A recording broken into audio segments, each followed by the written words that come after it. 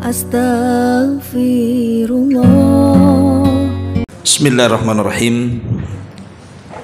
Assalamualaikum warahmatullahi wabarakatuh.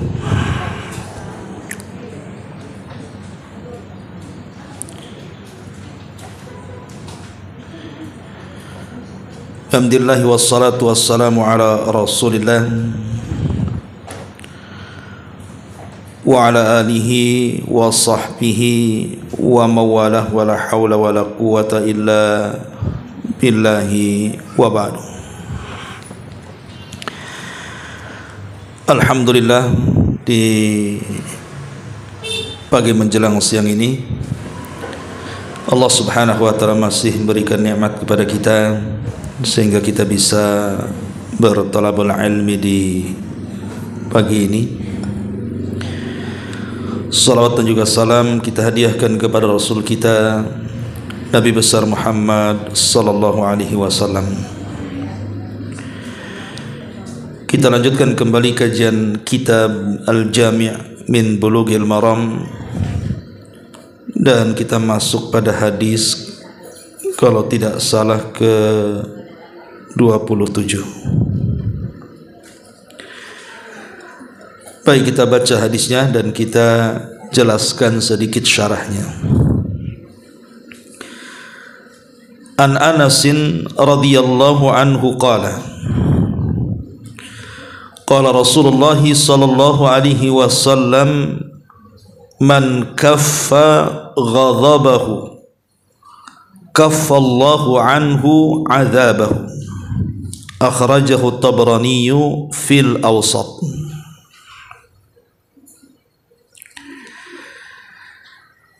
Dari Anas ibn Malik radhiyallahu an, dia berkata, Rasulullah sallallahu alaihi wasallam bersabda, barang siapa menahan kemarahannya, maka Allah akan mencegah siksanya pada dirinya. Hadis ini dikeluarkan oleh Imam At-Tabrani dalam kitab Al-Awsat, dan hadis ini memiliki penguat dari hadis Ibnu Umar yang diriwayatkan oleh Al-Imam Ibnu Abi Dunya, dan juga diriwayatkan oleh Imam Al-Baihaqi dalam kitabnya Syu'abul Iman. Baik, ma'asyiral muslimat yang dimuliakan Allah subhanahu wa ta'ala, di dalam hadis ini Nabi SAW menjelaskan tentang akhlak yang sangat mulia sekali. Apa itu? Menahan amarah.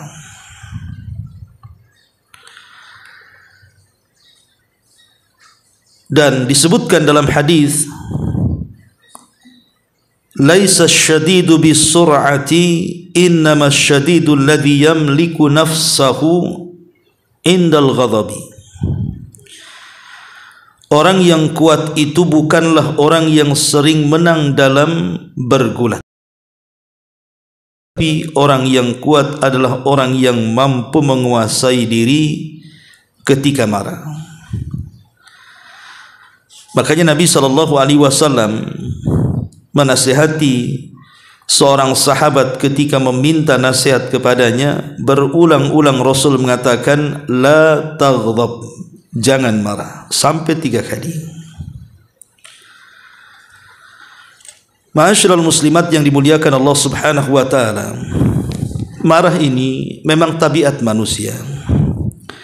Saya, ibu atau siapapun pasti memiliki sifat ini. Tidak mungkin manusia itu tidak marah, karena Allah subhanahu wa ta'ala memberikan akhlak itu berpasang-pasangan. Terkadang marah, terkadang tidak. Nah, Nabi SAW di banyak hadisnya, bukan hanya hadis ini saja, menjelaskan tentang keutamaan orang yang mampu mengendalikan amarahnya. Di antaranya hadis ini, di mana Nabi SAW menjanjikan tentang keistimewaan orang yang mampu menahan amarahnya dengan sabdanya, siapa yang bisa menahan amarahnya, artinya dia bisa mencegah siksanya kelak pada hari kiamat. Karena begini Bu ya, marah ini banyak pengaruh-pengaruh buruk yang tercipta setelahnya, artinya melahirkan akhlak-akhlak buruk yang lainnya. Yang paling tampak saja, orang yang marah itu biasanya akan berubah warna mukanya. Bahkan terkadang urat-urat di lehernya semakin kencang. Dan dia tidak bisa tenang, baik secara lisan ataupun secara perbuatan. Mata mulai melotot, kadang-kadang lisan tidak bisa dicegah. Karena orang yang marah itu umumnya yang keluar itu biasanya cacian, biasanya makian, dan biasanya tidak punya malu, hilang akal. Itu orang marah umumnya seperti itu kan Bu. Belum lagi kemudian merusak kesehatan. Makanya banyak orang marah itu akibatnya kesehatannya bermasalah. Entah darahnya naik, akhirnya darah tinggi, kolesterolnya naik, asam uratnya naik, dan begitu seterusnya. Yang lebih parah itu, terkadang kalau orang marah itu bisa melakukan sesuatu yang merugikan dia dan orang lain. Dia bisa memukul, dia bisa mencaci, bahkan sampai melukai, bahkan sampai membunuh. Berapa banyak pembunuhan terjadi karena marah? Betapa banyak perceraian terjadi karena marah? Betapa banyak orang-orang yang dipenjara karena marah? Jadi memang marah ini luar biasa. Belum nanti setelahnya, biasanya ibu kalau marah-marah itu setelahnya, itu penyakit hati banyak tuh. Dari marah muncul benci, dari marah muncul hasad, dari marah muncul niat-niat buruk yang tersembunyi. Itu mesti terjadi itu. Karena bagaimanapun marah ini juga sumbernya dari setan, itu masalahnya. Dan setan itu tidak menghendaki kebaikan, pasti dia akan menyuruh kepada keburukan. Makanya kenapa satu hari Nabi SAW lewat kepada orang yang sedang marah-marah. Maka Rasul sallallahu alaihi wasallam mengatakan, afala adullukum ala man huwa ashaddu minhu, rajulun kallamahu rajulun fakadzama ghaidhahu faghalabahu wa ghalaba syaitanahu wa ghalaba syaitana sahibihi. Maukah kutunjukkan kepada kalian sesuatu yang lebih parah dibandingkan itu? Jadi ketika Nabi sallallahu alaihi wasallam melihat ada seseorang yang sedang berkelahi, kemudian mengalahkan satu di antara keduanya, Rasul mengatakan, maukah kutunjukkan yang lebih parah dibandingkan itu? Di mana seseorang berbicara, kemudian menahan emosi dalam hatinya. Bisa saja dia mengalahkan setan yang memancing emosi, atau setan bisa mengalahkannya. Jadi ada dua kemungkinan Bu. Orang yang marah ini bisa dia tahan amarahnya sehingga dia tidak meluapkan syahwatnya, tetapi ada juga yang terkalahkan dengan setannya sehingga keluarlah tadi namanya asar-asar atau pengaruh-pengaruh buruk tadi. Mulai dari ucapan tidak jelas, perbuatan juga tidak jelas, dan begitu seterusnya. Belum lagi mempengaruhi faktor daripada kesehatan kita. Makanya biasanya orang yang suka marah itu cepat mati itu biasanya. Karena penyakitnya pasti akan muncul, dia membunuh dirinya sendiri-sendiri pelan-pelan tuh. Ma'asyiral muslimat yang dimuliakan Allah Azza wa Jalla, dari sini kita perlu paham tentang manajemen untuk menahan emosi. Bagaimana caranya? Karena memang menahan amarah ini hanya bisa bicara Bu. Umumnya memang tidak bisa, jangankan ibu, saya atau siapapun. Kalau sudah emosi kadang susah terkontrol. Tapi mungkin kita saling berikan nasihat. Yang anjurkan dalam Islam bagaimana caranya kita menahan marah. Pertama, an yasta'idza billahi minasyaitonir rajim. Cobalah saat kita ini muncul rasa marah, langsung meminta perlindungan kepada Allah Subhanahu wa taala agar jangan sampai dia memperturutkan amarahnya. Dan Nabi SAW pernah mengatakan kepada orang yang sedang marah-marah, kata Rasul, maukah ku ajarkan kepada kalian satu kalimat yang kalau seandainya kalian baca, saya yakin kalimat itu bisa menenangkan amarah kalian. Kemudian Rasul SAW mengajarkan, ketika marah bacalah a'udzu billahi minasyaitonir rajim. Aku berlindung kepada Allah dari syaitan yang terkutuk. Di sini Rasul memberikan arahan kepada kita untuk beristiadzah. Ini yang pertama. Yang kedua, cobalah ingat tentang pahala orang yang menahan amarahnya, bahwa orang yang mampu menahan amarah itu memiliki pahala yang sangat besar sekali. Sampai-sampai Nabi SAW mengatakan, ma min jur'atin a'zam ajran indallah min jur'ati ghaidhi kadhimiha inda saya ulangi, ma min jur'atin a'zamu ajran indallah min jur'ati ghaidhin qadhamaha 'abdun ibtigha'a wajhillah.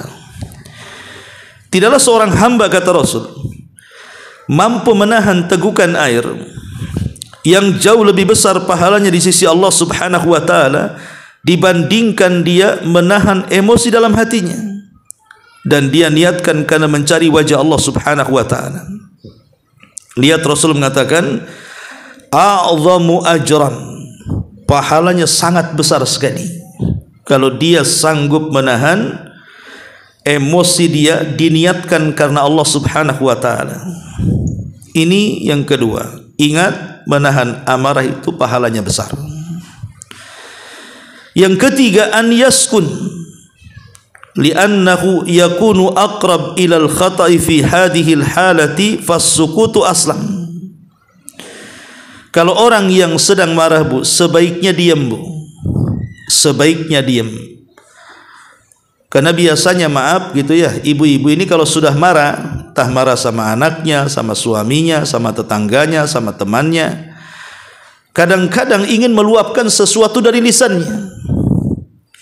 Lah, orang yang marah itu pasti merancau ucapannya, kan, Bu? Nggak mungkin dia tertata, tertib, kemudian juga ucapannya santun. Jarang orang marah kayak gitu itu. Rata-rata orang marah itu pasti mengeluarkan kata-kata jorok tuh, kata-kata kasar. Maka diam itu lebih selamat. Tahan saja amarahnya. Nanti kalau orang yang sudah pergi, ibu marah-marah sama tembok, Bu. Tembok nggak mungkin tersinggung, marah-marah di kamar mandi, kan itu. Intinya jangan di depan orangnya. Karena biasanya ucapan yang buruk ini, orang yang mengucapkannya saja setelah mengucapkan kadang-kadang menyesal. Kenapa tadi saya ngomong begitu? Kenapa saya tadi bicara seperti itu? Kenapa saya tadi kok memancing-mancing dia? Dan begitu seterusnya. Kadang-kadang habis marah, nyesel dia. Kenapa saya tadi marah? Orang yang dimarahi bukan nyesel lagi, dendam di 7 turunan.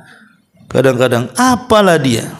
Kok dia bisa ngomong begitu? Awas saja. Nanti kadang-kadang orang yang dimarahi ini, walaupun terkadang dia lemah dibandingkan kita, dia bisa lebih kuat untuk membalas dendam kepada kita. Maka sebaiknya saat marah itu diam. Jangan banyak bicara. Kemudian yang keempat, an yajlisa au an yaltaji'a. Pindah posisi. Kalau marahnya berdiri, duduk. Kalau duduk masih marah, baring. Kata Nabi SAW, idza ghadiba ahadukum wa huwa qa'imun falyajlis fa idza dhahaba anhul ghadab wa illa falyattaji. Kata Rasul, apabila salah seorang di antara kalian marah dan posisinya berdiri, duduk. Mudah-mudahan dengan duduk bisa pergi. Kalau tidak bisa pergi, baring. Kalau tidak bisa baring, pokoknya gerak. Ya, caranya apa? Mengganti posisi. Kalau marah di ruang tamu, lari ke dapur. Masih marah juga di dapur, lari ke kamar. Jadi pindah posisi. Ma'asyiral muslimat yang dimuliakan Allah Subhanahu wa taala. Kemudian yang keenam, yang kelima, an yufakkira fi qubhi manzarihi indal ghadab. Cobalah berfikir saat marah itu, secantik apapun ibu, setebal apapun make upnya, kalau sudah marah bu, itu semua muka hantu bu. Nggak ada itu muka-muka malaikat, muka setan semuanya. Nggak percaya saat marah bercermin, boleh jadi cermin pecah tuh. Karena biasanya orang marah itu rautnya sudah nggak bagus, bahkan membuat orang ketakutan. Anak kecil bisa lari gara-gara marah. Makanya kenapa Nabi SAW sampai menganjurkan kita untuk berwudu saat marah, karena marah itu terkadang datang dari setan. Setan tercipta dari api, dan api bisa dipadamkan dengan air. Kemudian juga yang keenam, an yatadzakkar jazaa as-sufh wa thawabahu indallah. Coba berfikir tentang keutamaan orang yang bisa memaafkan. Bukankah Allah Subhanahu wa taala ketika mensifatkan orang-orang yang bertakwa dalam surah Ali Imran 134 itu, alladzina yunfikuna fis sarra'i wadh-dharra'i wal kadhiminal ghaidh wal 'afina 'anil nas. Dalam surah Al-Imran 134, Allah Subhanahu wa taala menjelaskan 3 sifat orang-orang yang bertakwa. Pertama, yang mampu menginfakkan hartanya dalam posisi sembunyi-sembunyi. Dan orang-orang yang kedua, dan orang yang mampu menahan amarahnya. Dan yang ketiga, orang yang mampu memaafkan kesalahan orang. Karena biasanya marah terpicu karena orang salah kepada kita, Bu. Kita marah kepada dia karena dia berbuat salah dengan kita. Tapi siapapun yang bisa memaafkannya, maka kita digolongkan orang-orang yang bertakwa. Kemudian yang ketujuh, an yatarafa bi nafsihi anis sabab wal qadfi wal la'ni wasyatmi. Di anna dzalika min sifatis safi. Jangan sekali-kali saat marah, Bu, mengacung-acungkan telunjuk. Kalau orang marah biasanya itu kan nunjuk-nunjuk kan, Bu ya. Kalau perlu dicolok matanya. Nah, kadang nunjuk-nunjuk telunjuknya. Iya kalau pakai telunjuk, kadang-kadang bawa gagang sapu lagi. Ya. Hindari, jangan sampai kemudian mengangkat-angkat telunjuk, nunjuk-nunjuk orang. Apalagi sampai disertakan dengan ucapan jorok. Memfitnah, melaknat, merendahkan, menghinakan, dan begitu seterusnya. Karena itu sifat orang jahil itu. Bukan sifat orang yang berakal seperti itu. Ma'asyiral muslimat yang dimuliakan Allah Subhanahu wa taala. Makanya dijelaskan, seseorang pernah datang menemui Abu Bakar Siddiq radhiyallahu an. Entah apa masalahnya, tiba-tiba dia marah, mencaci maki Abu Bakar Siddiq radhiyallahu an. Maka Abu Bakar hanya mengatakan, ma satarahullahu anka aktsar. Ingat, bukan berarti kamu tidak punya kesalahan. Apa yang Allah tutupi dari kesalahanmu itu jauh lebih besar daripada diriku. Abu Bakar seolah-olah ingin mengingatkan kepada kita, orang bisa berbuat salah kepada kita, tetapi bukan berarti kita tak punya salah. Tidak ada manusia yang maksum. Jangan-jangan kita lebih jahat dibandingkan dia, kita tidak tahu. Jangan-jangan kita lebih fasik dibandingkan dia.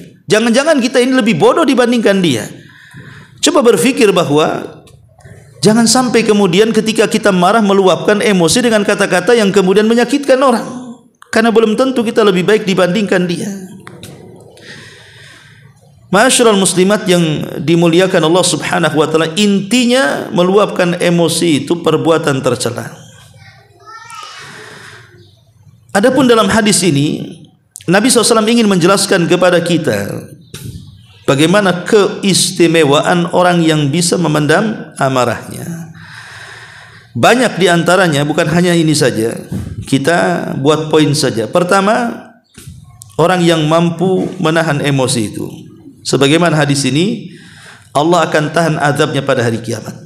Dan ini sebuah keagungan bagi kita, Bu, bisa ditahan azabnya kepada kita. Siapa yang tahan dengan azab Allah? Kemudian yang kedua, siapapun yang sanggup menahan amarahnya, nanti pada hari kiamat hatinya akan dipenuhi dengan pemberian Allah Subhanahu wa taala yang Allah akhirkan di akhirat. Rasulullah SAW mengatakan apa? Man qadama ghaidhahu walau syaa an yumdiyahu amdahu mala Allahu qalbahu rajaan yaumal qiyamah. Barang siapa yang sanggup menahan emosinya, kata Rasul, padahal kalau dia sanggup meluapkannya pasti diluapkannya, tapi dia tak mau. Kalau dia mau memarahi bisa sebenarnya. Apalagi orang yang dimarahi itu mungkin lebih lemah dibandingkan kita. Kita bisa memarahi dia, tapi dia tahan. Walaupun sebenarnya dia yang salah kan gitu ya. Tapi dia tahan, tidak mau meluapkan emosinya. Padahal dia sanggup meluapkan emosinya. Maka Allah akan kumpulkan atau Allah akan berikan hatinya raja, keinginannya kelak pada hari kiamat. Apapun yang diinginkan hatinya pada hari kiamat, Allah Subhanahu wa taala akan memberinya. Ibu meminta apa, Allah kasih. Tapi kelak pada hari kiamat. Ini yang kedua. Yang ketiga, bukan hanya itu saja, bahkan orang yang menahan emosinya, kata Nabi SAW, Allah akan memberikan keridhaannya. Kata Nabi SAW, mala Allahu qalbahu yaumal qiyamah ridhan. Allah akan mengumpulkan atau memenuhi hatinya dengan keridhaannya. Dan Allah kalau sudah redha berarti Allah tidak akan murka. Kalau Allah tidak akan murka berarti Allah tidak mungkin masukkan kita ke dalam neraka. Sebaiknya kalau Allah Subhanahu wa taala sampai murka, tidak mungkin Allah masukkan dia ke surga. Orang yang sedang marah itu pasti memasukkan ke tempat-tempat yang tidak baik. Ini yang ketiga. Yang keempat, pahala sorga bagi orang yang tidak meluapkan emosinya. Kata Nabi SAW, la taghdab walakal jannah. Jangan marah, kau dapat sorga. Kata Rasul, jangan marah, kau akan dapat sorga. Makanya dalam surah Al-Imran yang saya tadi jelaskan 134, ketika Allah Subhanahu wa taala mengatakan di permulaan ayat, wasari'u ila maghfirati mir rabbikum wa jannatin arduha samawati wal ardu iddat lil muttaqin, bersegeralah kalian mendapatkan ampunan Rabb kalian, dan sorga yang terbentang seluas langit dan bumi itu diperuntukkan untuk orang-orang yang bertakwa. Siapa orang yang bertakwa? Salah satunya adalah wal kadiminal ghaid, orang-orang yang menahan amarahnya.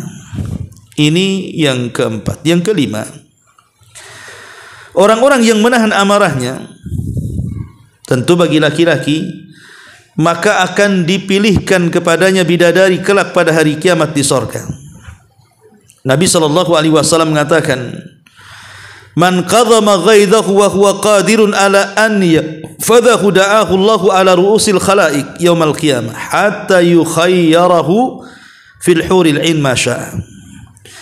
Siapa yang sanggup menahan emosinya sementara dia sanggup untuk meluapkannya, Allah akan panggil dia di hadapan makhluk-makhluknya pada hari kiamat sampai akan dipilihkan padanya dari bidadari sesuai dengan yang ia kehendaki.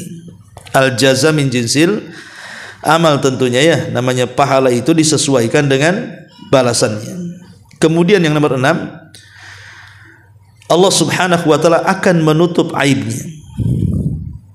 Rasul mengatakan, man kaffa ghadabahu satarahu Allahu auratahu. Siapa yang sanggup menahan amarahnya, Allah tutup aibnya. Kenapa, Bu? Karena biasanya orang yang marah itu kan suka ngungkit-ngungkit aib orang. Umumnya ya, orang yang marah itu biasanya perkara-perkara atau kesalahan-kesalahan yang sudah berlalu entah beberapa bulan atau tahun ke belakang, itu sanggup direkamnya, Bu. Bisa dimuntahkan sama dia, kayaknya dia ada memorinya tuh. Contoh mamanya, ibu lagi kesal sama suami. Sebenarnya kesalahannya hari ini dia lakukan, hari ini dia luapkan, tapi kesalahan 20 tahun yang dulu itu diungkapkan juga tuh. Nggak tahu, seolah-olah kemudian keluar begitu saja tuh. Kayak ibu belanja itu keluar kertas dari mesin tuh, gitu ya. Kok bisa hafal tanggal bulan tahunnya itu? Lah ini terkadang aib-aib yang sudah ditutup dibongkar lagi sama dia. Marah sama tetangga yang dulu-dulu diungkitnya. Lah makanya kenapa orang yang marah kalau dia tahan tidak mau mengungkit aib orang lain, Allah akan tutup aibnya juga. Itulah balasannya kenapa orang yang menahan emosi itu Allah akan tutup aibnya, karena umumnya orang marah suka ngungkap-ngungkap aib orang. Nah, ini diantara keistimewaannya juga luar biasa. Ya. Kemudian juga yang nomor 7, bahwa orang yang menahan amarah itu akan dipenuhi keamanan dan keimanan dalam hatinya. Nabi SAW mengatakan, man kadhama ghaidahu mala'ahullahu amnan wa imanan. Siapa yang sanggup menahan amarahnya, Allah akan penuhi hatinya dengan keamanan dan keimanan. Hatinya aman, imannya meningkat. Karena biasanya orang yang marah, apalagi kemudian orang yang dimarahinya sampai mengancam akan balas dendam, pasti kita akan getar-getir kan. Kira-kira apa yang akan dia buat sama kita tuh? Kira-kira apa yang dia akan lakukan? Jangan-jangan dia datang ke dukun nyihir saya. Jangan-jangan dia bayar preman mukul saya. Jangan dia ngasus netizen suruh bully saya. Jangan-jangan ngomong begitu, Bu, nggak aman tuh. Pasti orang yang suka marah-marah itu nggak aman, Bu, musuhnya banyak. Dan akhirnya mengganggu ibadahnya, imannya turun. Lagi sholat gitu ya, karena ngambek, Bu, nggak tahu yang dibaca. Inna a'tayna larika duha. Ya. Yang namanya orang lagi ngambek kan, akhirnya sholatnya terganggu. Orang yang berpuasa karena marah, Bu, tidur aja, tidak ada aktivitas yang lainnya, kurang pahalanya. Malam-malam yang harusnya tidur karena marah nggak bisa tidur, subuh lewat. Jadi banyak kemudian perkara-perkara ibadah itu ditinggalkan gara-gara emosi. Makanya orang yang menahan marah itu Allah akan berikan keamanan dan keimanan. Kemudian yang ke-8, bahwa orang yang menahan amarah itu, bahwa dia akan mendapatkan pahala yang luar biasa, di mana Nabi SAW mengatakan, a'zamu indallahi ajran. Dia akan mendapatkan pahala yang melimpah yang luar biasa. Intinya hadis ini sangat mulia sekali. Kalau kita amalkan, maka akan melahirkan banyak kemaslahatan dalam hidup kita. Orang yang tidak suka-suka marah itu, Bu, hubungan anak dengan orang tua juga tenang, hubungan suami istri juga harmonis, hubungan dengan tetangga juga bahagia, dan begitu seterusnya. Lingkungan jadi tenang, keluarga jadi nyaman, hubungan kawan juga enak gitu ya. Tetapi kalau orang suka marah-marah, jangan lagi kawan, suami saja nggak suka dengan istri yang suka marah-marah. Bahkan mungkin anaknya pengen cari ibu baru. Apain kata ibu saya marah-marah? Ya. Intinya di sini bahwa hadis ini wasiat dari Nabi SAW tentang keistimewaan orang yang menahan amarah. Baik. Kemudian hadis yang kedua, Nabi SAW bersabda, hadis dari Abi Bakrah, hadis ke-28-nya. An Abi Bakrin As-Siddiqi radhiyallahu an. An Abi Bakrin As-Siddiqi radhiyallahu anhu qala. Qala Rasulullah sallallahu alaihi wasallam, la yadkhulul jannata khabbun wala bakhilun wala sayyi'ul malakati. Akhrajahu Tirmidzi wa farraqahu haditsaini wa fi isnadihi dhaifun. Dari Abu Bakar Siddiq radhiyallahu an, khalifah kedua setelah Nabi, ia berkata, Rasulullah sallallahu alaihi wasallam bersabda, tidak akan masuk surga, pertama orang yang suka nipu, kedua orang yang bakhil, ketiga orang yang berlaku buruk terhadap budak, hewan, dan yang semacamnya. Hadis ini dikeluarkan Tirmidzi dan beliau membaginya menjadi 2 hadis, tapi pada sanadnya terdapat kelemahan. Hadis ini juga dikeluarkan oleh Imam Ahmad dalam musnadnya, Tirmidzi dalam sunannya, Imam Ibnu Majah dalam sunannya. Baik, walaupun hadis ini lemah, Bu, tapi secara makna benar. Walaupun hadis ini lemah, tapi secara makna benar, karena tiga sifat yang disebutkan Nabi SAW bahwa pemiliknya tidak akan masuk surga. Maksudnya tidak akan masuk surga, masuk neraka kekal di dalamnya, tidak maksudnya. Bukan termasuk orang yang pertama-tama masuk surga, tapi orang ini harus mampir ke neraka, gitu maksudnya. Tentang tiga orang yang disebutkan di sini. Pertama, Nabi SAW mengatakan sifat yang buruk pada diri seseorang yang terancam dengan neraka itu khabbun namanya. Khabbun itu sama dengan khida, penipuan. Ya. Orang-orang yang suka menipu. Menipu ini umum di masyarakat kan, Bu. Kadang-kadang lihat pedagang suka nipu dengan cara mengganjal takaran, mengurang-urang takaran, mengurang-urang meteran, mengurang-urang timbangan, curang dalam dagang, mencampurkan yang baik dengan yang buruk, dibilangnya asli padahal palsu, dibilangnya bagus padahal sobek, dan begitu seterusnya, Bu. Itu umum penipuan kan. Ya. Lah ini akhlak tercela. Tidak boleh seseorang itu menipu orang, apalagi di zaman sekarang. Masya Allah, namanya penipuan itu luar biasa. Kadang-kadang orang tahu-tahu nelpon, pikirannya mau apa, rupanya nipu, ya, supaya menguras rekening kita, uang kita, dan begitu seterusnya. Lah penipuan dalam Islam itu sangat tercela. Pertama, karena menipu itu menunjukkan lemahnya iman seseorang. Orang yang suka nipu hakikatnya lemah imannya, dan lemah iman ini membahayakan. Yang kedua, nipu ini bisa menyebabkan perpecahan. Kalau orang yang ditipunya tahu, marah dia. Kita lihat banyak kasus-kasus, ada kemarin itu informasi arisan bodong katanya kan. Akhirnya apa? Kawan jadi lawan dan begitu seterusnya. Ya.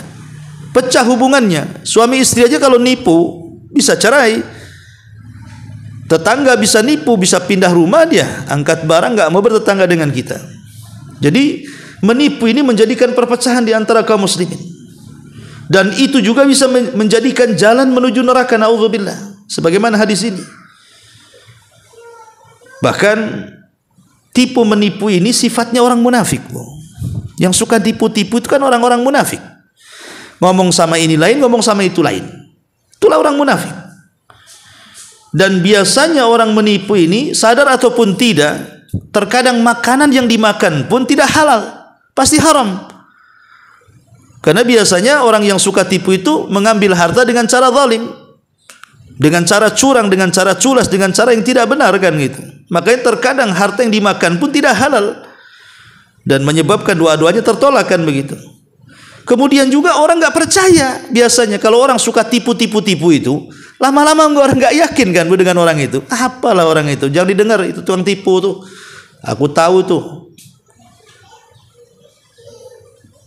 Baru datang ke kita saja bau penipuannya sudah kecium. Ini datang nih penipu nih. Terkadang masyarakat nggak akan percaya dengan orang yang suka tipu-tipu tuh. Bahkan lebih daripada itu, penipuan ini melahirkan kebencian, melahirkan amarah, melahirkan dendam bagi orang-orang yang ditipunya kan, Bu. Akhirnya pengen balas dendam. Bahkan lebih daripada itu, umumnya gara-gara menipu ini hubungan banyak yang retak. Suami istri cerai kadang-kadang, padahal di pernikahan sehidup semati, engkau yang hidup aku yang mati, kata terbalik. Atau kemudian tetangga juga akhirnya nggak tenang lagi, hidupnya nggak tenang. Orang tipu itu, orang dia sendiri nggak tenang, orang lain juga nggak tenang lagi. Terbayang-bayang nanti kalau orangnya tahu lapor polisi, cemana saya? Nggak akan tenang orang yang hidup tipu-tipu. Makanya di sini Nabi SAW, akhlak yang tercela adalah akhlak yang suka menipu. Yang kedua, kata Rasul, al-bukh atau al-bakhil. Orang yang bakhil. Bakhil ini, Bu, ada tingkatan-tingkatannya. Jadi yang paling tinggi orang bakhil itu tingkatan adalah bakhil dengan kewajiban. Seperti nggak mau bayar zakat, itu namanya meninggalkan kewajiban. Bakhil tidak bisa menafkahi keluarga, enggak menafkahi istrinya, anaknya, orang tuanya, kan itu. Bakhil tidak mau menjamu tamu, padahal tamu ini wajib dijamu selama 3 hari, enggak mau dia. Enggak mau dikasih, kalau kau makan beli sana, katanya. Ini kan bakhil. Sebakhil-bakhilnya orang bakhil ini kalau menyangkut kewajiban, itu tingkat paling tinggi itu. Yang kedua, bakhil dalam perkara-perkara yang sebenarnya sunnah dilakukan, dia tidak mau.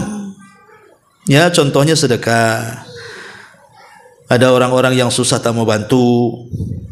Nah, itu juga termasuk tingkatan daripada bakhil yang kedua. Ya. Kemudian tingkatan yang ketiga, seseorang tidak mau melaksanakan infak di jalan Allah Subhanahu wa taala. Ada masjid terbengkalai tak mau bantu. Ada pesantren yang butuh dana tak mau bantu. Ada jalan yang lubang-lubang dibiarkan lubang. Padahal dia sanggup, padahal depan rumahnya tuh. Bakhil, ya itu juga termasuk kebakhilan. Lah bakhil sendiri, Bu, itu kan ada penyebabnya ya. Kenapa orang bisa bakhil ya? Ulama mengatakan di antara sebabnya itu karena orang suka cinta dengan dunia. Orang kalau sudah terlampau cinta dengan dunia dipastikan dia bakhil.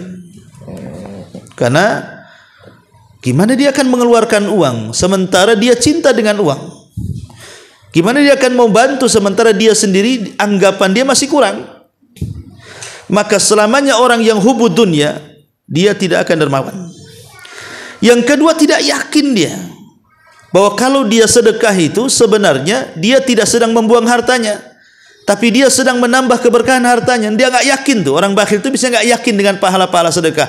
Ibu mau nyerocos dalil-dalil Quran Sunnah dengan keistimewaannya kepada orang bakhil, Bu, itu keluar telinga kanan, masuk telinga kanan, keluar telinga kiri itu. Ya kalau sempat masuk, kadang-kadang mental nggak sempat masuk. Ya. Kemudian yang ketiga biasanya terlampau cinta harta. Cinta dunia itu kan umum, tapi cinta harta ini lebih khusus lagi. Atau merasa ujub dengan dirinya. Ini kalau saya sedekah saya fakir, nanti saya lebih miskin daripada tetangga. Oh, nggak mau saya. Karena dia bangga, ujub, kibar. Dia tidak mau tersaingi orang. Kalau dikeluarkan nanti miskin. Gimana nantinya katanya. Atau boleh jadi dia lalai. Kalau di balik kebakhilan itu ada ancaman. Ma'asyiral muslimat yang dimuliakan Allah Azza wa Jalla, atau lebih daripada itu, karena mungkin menyimpan dendam, kebencian kepada orang yang akan dibantu, akhirnya nggak mau bantu. Ngapain saya bantu? Dia aja sama anak saya marah-marah katanya. Ngapain saya bantu? Dia sama keluarga saya tak baik, dan begitu seterusnya. Dan banyak lagi penyebabnya. Tapi yang jelas orang bakhil ini hidupnya nggak akan tenang. Makanya Nabi SAW sangat melarang soal bakhil. Dan yang terakhir di sini Rasul mengatakan wala sayyul malaka. Sayyul malaka itu artinya orang yang tidak punya rahmat dalam hati. Orang yang tidak punya kasihan bahasanya. Baik kepada pembantu, hamba sahaya, kepada binatang atau kepada siapapun. Jadi tertutup kasihannya. Atau dengan bahasa lain keras hatinya, Bu. Jadi orang yang sayyul malaka itu orang yang keras hati, yang tidak ada rahmat dalam hatinya sama sekali. Nah tentunya keras hati ini kan yang menjadikan rahmat hilang kan ada penyebabnya. Umumnya biasanya orang yang tidak punya rahmat itu karena terlampau tinggi angan-angannya. Yang kedua banyak maksiat. Yang ketiga mengikuti hawa nafsu. Itu umumnya orang-orang yang tidak punya rahmat itu karena keras hatinya tadi. Makanya Nabi SAW mengajarkan kepada kita bagaimana kasih sayang Rasul kepada keluarga, kepada anak, kepada tetangga, kepada kerabat, hatta kepada orang kafir sekalipun, sampai kepada hewan-hewan dan binatang. Nabi mencontohkan bagaimana rahmat beliau kepada itu semuanya. Wallahu alam, ini diantara dua hadis secara singkat yang bisa saya jelaskan. Baik, sampai di sini. Kalau ada yang bertanya silahkan.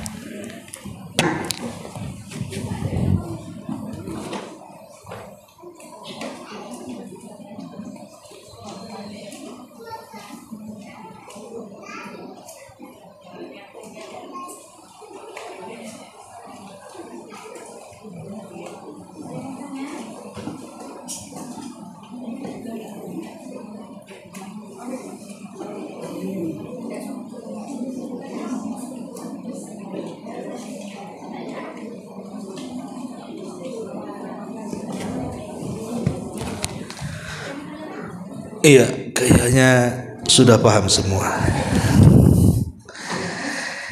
Baik, sampai di sini kita tutup dengan doa kafaratul majlis. Subhanaka bihamdika asyhadu an la ilaha illa anta astaghfiruka wa atubu ilaik. Allahu ta'ala alam. Assalamualaikum warahmatullahi wabarakatuh.